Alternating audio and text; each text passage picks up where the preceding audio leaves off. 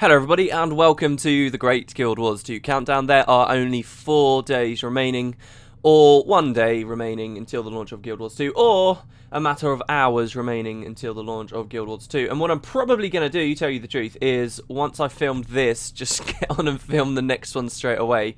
And I'll try and have that, well, see, it's a bit stupid if I try and just launch an episode, like the next countdown, exactly on the hour when the game launches, because no, everyone's going to be trying to get in game. There's no point in doing it, but I might do that. I don't know.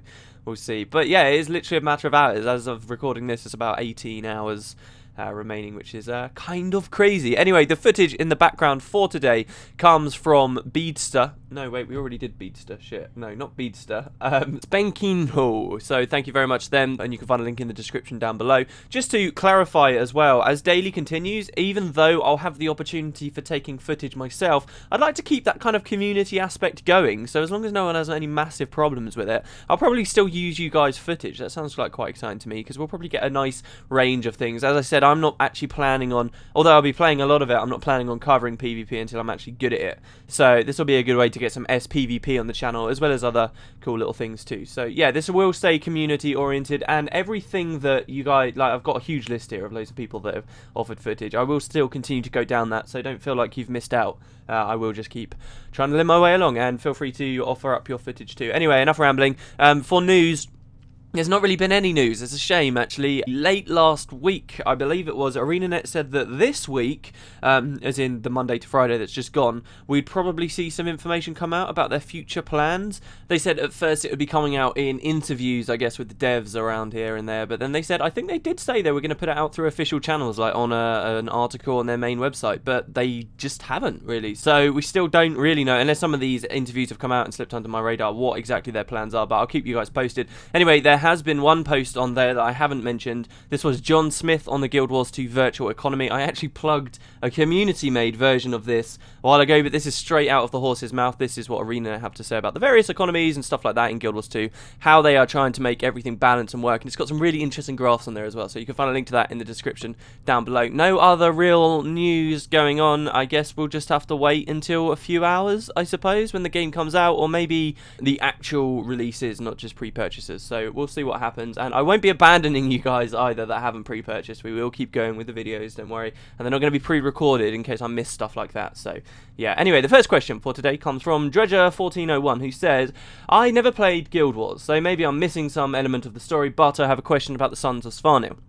On its face, the Norn and the rebel faction of the Sons of Svanir should be strongly opposed in their beliefs. The Norn fled south from Jormag and revere the four spirits of the wild who guided them, while the Sons of Svanir, henceforth the SOS, revere Jormag himself. Despite this, the Sons of Svanir seem to be welcome in Holbrak, despite a memorial statue of Jorah in Holbrak who fought and killed Svanir, the champion of Jormag. This doesn't make much sense to me. The Flame Legion are not welcome in the Black Citadel. As far as I could tell, the Inquest wasn't welcome in Ratasum, nor the Nightmare Court in the Grove, although I didn't have a chance to make sure during my time in-game. What is it about the Norn that causes them to get on relatively fine in Holbrak, despite the Norn murdering SOS in the Wayfarer foothills with the assistance of the Wolf Spirit? So this is actually something that I think, one of those small facts that actually help to flesh out the Norn. As I mentioned before, I feel like they're a very culturally thick race rather than having a lot of history, and this is one of those things that I think is really cool about the Norn and helps to make them distinct. Norn are independent. First and foremost, they judge one another on what the individual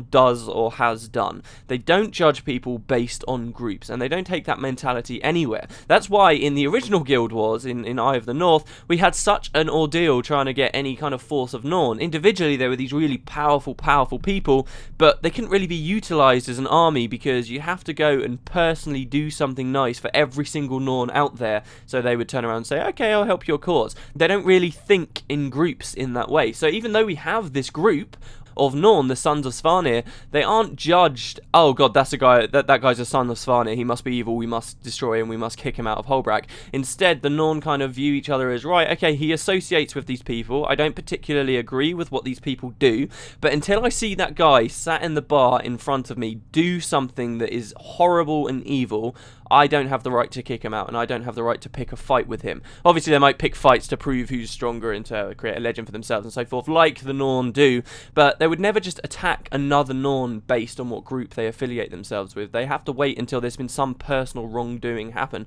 Obviously, there's a limit to this, because Norn probably will see the Ice Brood and decide, right, I'm going to fight these guys without asking them whether they're going to attack me first. They'll swing first and think later, but particularly when looking at other Norn, and as it would seem, other intelligent races as well, such as the humans, the Char, the Asura, and so forth, they do have this very individualistic viewpoint on people. And that's why the Sons of Svanir are, if not very much welcome, but they are allowed to stay in Holbrook, and they are there. I believe there's this really good analogy ArenaNet used ages ago, where they talked about this giant motorcycling meetup that happens in the States, and all of these different gangs from motorcycle gangs all kind of group together and have this massive party or whatever in one of these places. And some of these groups of motorcyclists always cause tons and tons of trouble, and no one really likes the fact that they're there, but they are all motorcyclists, and they are all in the first instance just going there to celebrate that. And it's not like they shun those other groups. They are firstly welcome, and then if they do stuff wrong, then they kind of get kicked out. And I probably butchered the comparison there, but I believe Jeff Grubb talked about that before, and it's quite good.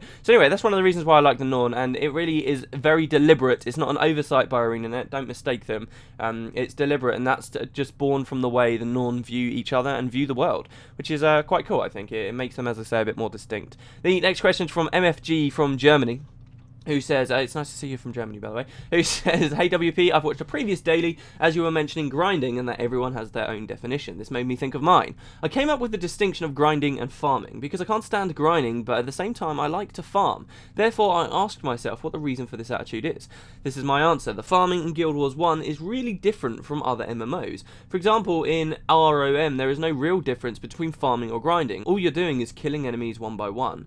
In Guild Wars 1, you have to think about an efficient spot, then create a viable farming build. Creativity is rewarded, and there's a hell of a lot of fun killing hordes of enemies who would normally kill you in a few seconds, like 55 HP builds or keg bombing. Now that I think about it in Guild Wars 2, I'm a bit sad that this unique kind of farming that's exclusive to Guild Wars 1, I haven't seen it in any other MMO until now, is gone. Now, I would like to hear your opinion on this. Do you think farming in Guild Wars 2 would be similar to other MMOs because of the restricted skill bar and the persistent world, or will the farming itself change because you no longer kill hordes of mobs, but instead repeat dynamic events and dungeons?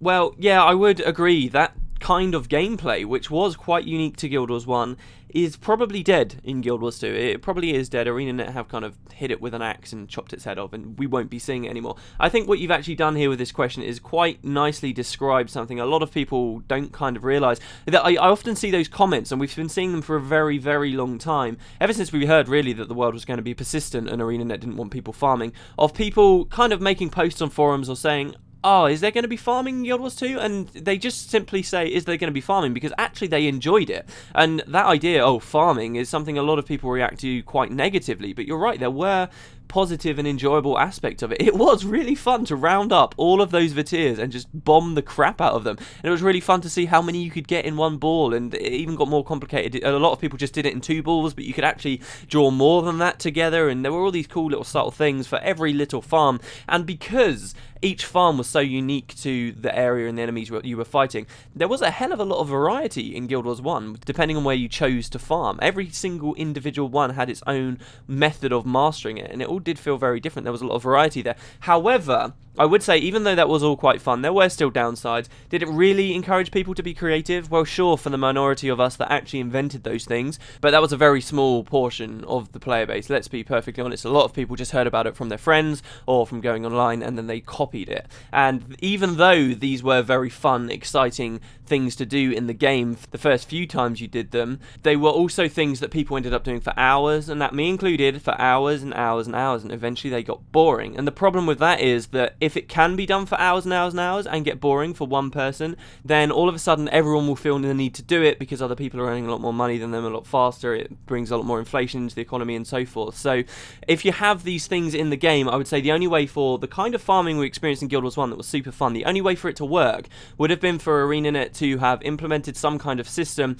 that means, okay, once you've keg bombed the Vatirs like 10 times, now you get no drops from these guys, any guys in this explorable area. If they did something, even even as rudimentary as that, I feel like that could have really made the farming very enjoyable in Guild Wars 1, because that forces people to go and do a different farm somewhere else. And that's fun, because then there's the different mastery levels. It's all it's a completely different experience, and that kind of fun feeling of bombing out or killing loads of different enemies in a certain unique way in a different explorable area is really good. So farming in Guild Wars 1 would have been alternating to these different explorables and finding all these different areas, because there were so many options in Guild Wars 1. It's just that, as with any game, people very quickly found out what the most efficient were, and that would have been Raptors or Viziers by the end of Eye of the North, and they just continually did that over and over for small-time single-man farms, I'm talking here, and they just did that over and over and over and over again. So there would have to be some kind of buffer to have made it work in Guild Wars 1 so that it was completely fun. Obviously, they didn't go with this in Guild Wars 2. That type of gameplay, as fun as it was, for the situations where it was at least, is probably dead. I'd agree. I think farming is now going to be dynamic events. I think we'll probably see people finding the dynamic events that can be completed fast enough and also repeat themselves fast enough. That'll probably be what farming is. I think eventually we'll find a situation where people, for those of us who are grinding on skill points at least, let me just add, so the people that want the legendary weapons, which indeed will take quite a while, I think the main thing people will do is they'll hone on in one meta event chain or a specific event that just seems to reset quite quickly, or you can actually choose when it resets as well, and they'll keep doing that, because the dynamic events by far do give you the most experience in Guild Wars 2, and the other stuff like map completion and completing the hearts and that all has an end, right? That's all finite, while the dynamic events are infinite. You can just continuously do them over and over. That's what I think farming, if it ever really comes down to something in Guild Wars 2, will be. Then obviously you've got this idea of repeating the dungeons over and over,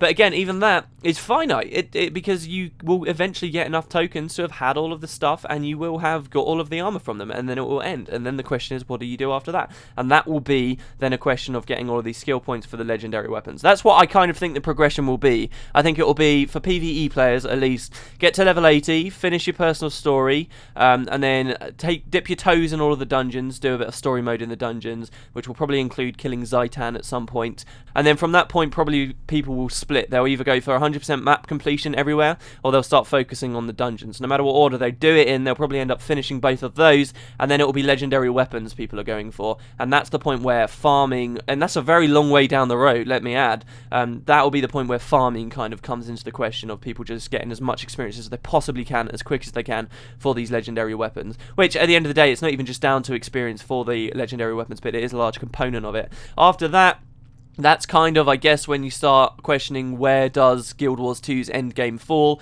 But this question always arises no matter what the MMO is, and the important thing is to remember how long it takes to get to this point, and it's a very, very long way down the line. And even then, hey, don't forget about World vs. World and PvP, which a lot of people kind of frown on. They say, ooh, I don't like those game types. I don't think we should be introducing those as a part of the PvE endgame, which I completely agree with, but just don't forget that they're there. I still maintain that there are more people that enjoy all three of those types of game types than there are people that only enjoy one or two. I really do. Maybe that's just me taking myself and extrapolating it to the majority though, and that could be wrong. But anyway, that's kind of my thoughts on farming in Guild Wars 2. It is a shame that the Guild Wars 1 farming, that aspect of the farming, it was fun. It's just there was a lot of other baggage that came with it.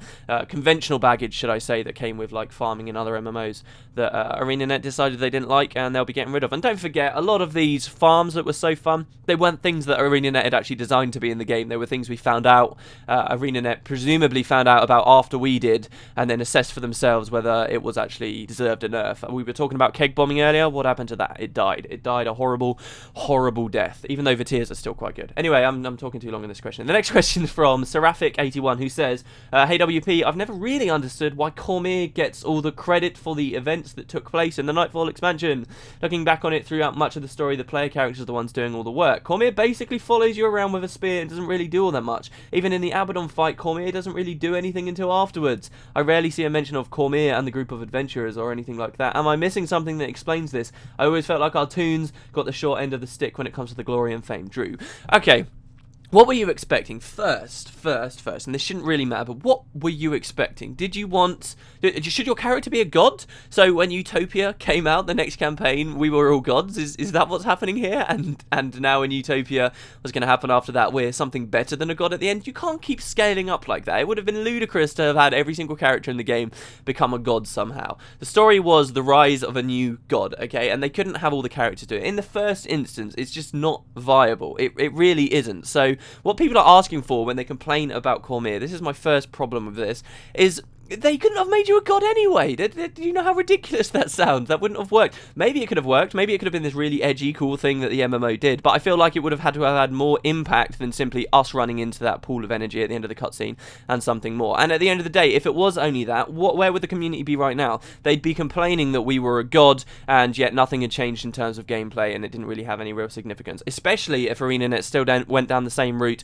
as creating Guild Wars 2, and we had the Eye of the North expansion be exactly the same. It just wouldn't have worked. So, first of all, I think people have a bit too high expectations when they think that Cormier shouldn't have become the god there. Secondly, and this is really the main thing, there is a difference between story and mechanics, okay? What you see in the gameplay Cormier doing is not necessarily how the story is laid out. She runs around with you in those missions and doesn't use any skills or attack or anything like that, because ArenaNet appreciated that earlier on in their previous installments, Factions and Nightfall, having allies with you that could die and thus cause failure of the mission was incredibly frustrating. I think a lot of us like Rurik for the character he was in Guild Wars 1, but a lot of real Guild Wars 1 players hate the guy because he ran in all the time and died, and that was a fault of the AI, not of the story character. That was a fault of the AI. But people really didn't like Rurik because they'd lose sight of him, he'd get caught on some char and get himself killed, and that happened consistently with all of the allies that were with you in the story. So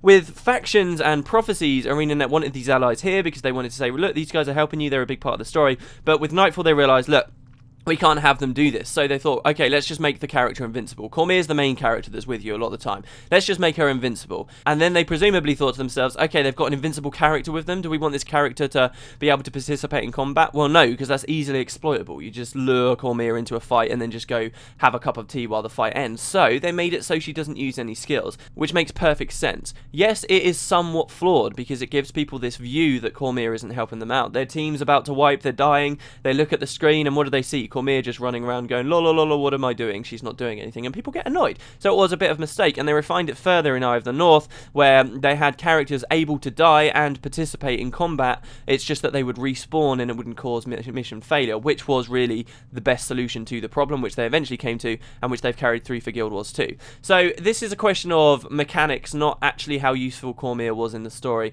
You'll find if you actually look through the story of Nightfall, if we treat each of these missions where she's with us as her actively helping out, which is the idea ArenaNet were trying to give to us, which is why she was there in the first place, then you can actually see from that alone she was a very important and helpful character, just as important or helpful as you or the heroes were for many of the missions in the game. And actually those missions where she's not there, there's usually a very good lore reason for why she's not there, and she's actually working her arse off. One of her big lengthy absences, aside from the one where, you know, she's captured and awaiting execution, she's kind of managing all of Istan's navy, and look at everything she did to orchestrate that initial attack on Corner, and all of the progress she made in the Realm of Torment while you were still out in the Desolation, and how when you finally got to the Realm of Torment, this horrible place that seemed you couldn't traverse, Cormier had been there, and she hadn't been crying and being tortured like many of the other souls there. She'd been working her arse off, she'd been scouting the area. As soon as you got into the Realm of Torment, she was like, right guys, hi, you're back, let's sort this out, and she knew where you needed to go. She'd had a plan that Dunkoro, the real tactician of your team throughout the entire story,